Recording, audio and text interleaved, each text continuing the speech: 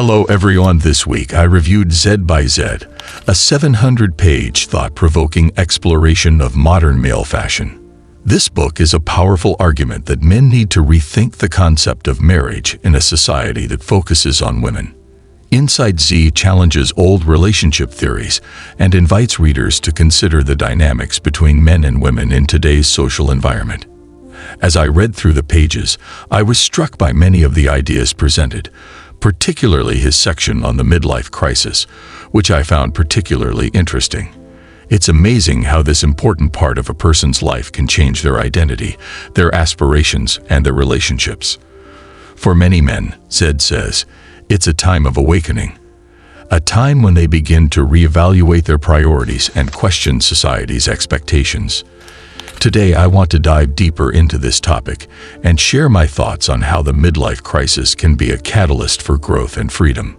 It's not about traditional awards of success or achievement, knowing yourself in a man-dominated world. So let's break down and explore what it means to follow this difficult part of life. Most men begin to control their desires and think more clearly in their 40s. According to Zed, men tend to squirt when sexually aroused, because of instinct rather than rational thought. He introduces the program, male menopause, which allows men to think critically about their relationships and interactions with their partners. When people reach this point, they realize that they are halfway around the world and begin to climb. This is an important time for men to live for themselves. They are still looking for a fast car and a young, beautiful partner, but it is necessary to focus on completing bucket lists and living without regrets. This period is associated with the mental and physical strength to pursue other ambitions before the end of time. However, society teaches men not to pursue their own happiness. However, men often shy away from facing midlife crisis, which Zed says is more of a social problem than a personal one. Anyone who seeks freedom from social norms threatens the established social order. The worry is that if one person realizes their freedom and pursues it, others may follow suit, disrupting our consumer-driven society.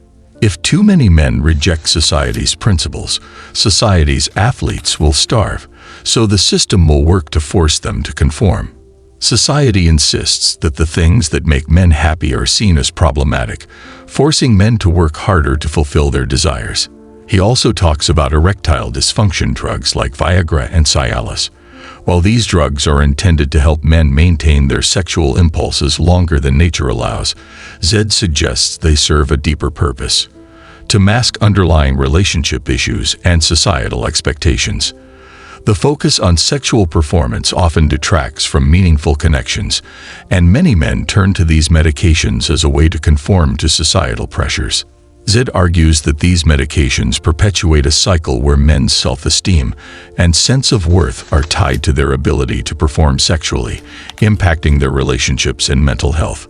This creates a dependence on external validation, especially from women, who often seek reassurance through visual indicators of attraction and desire.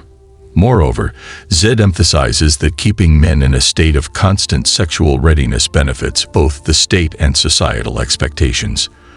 This shift in control creates a greater disconnect between men and their true selves, making them more powerful.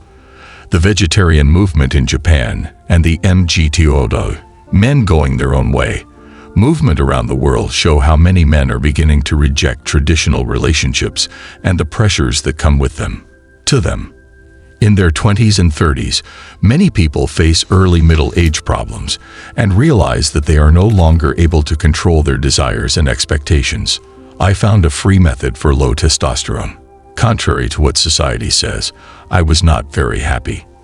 This new knowledge allows me to see life with a clearer perspective, without being pressured to live up to traditional expectations of a man. The thought of having a relationship, which used to be a source of excitement, now makes me nervous. It's not that I don't care about communication. Instead, I found that stepping away from social pressures allows me to focus on my own growth and fulfillment. In this space, I've had the opportunity to invest in myself, exploring hobbies, cultivating friendships, and pursuing projects that I'm passionate about. It's been a transformative journey, a journey where I'm learning to appreciate solitude and quiet strength. Instead of being forced to seek validation through relationships, I have embraced the idea that self-acceptance is the most important form of love. As I continue this journey, I look forward to sharing my thoughts and experiences with all of you. If you are struggling with such situations, remember that it is good to put your health first. We live in a world that often forces us to think differently, but true happiness is often found in the courage to make our own way.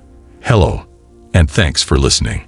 I appreciate all of you participating in this discussion. I look forward to seeing you in the next video, where we can explore more ideas and challenge conventional thinking together.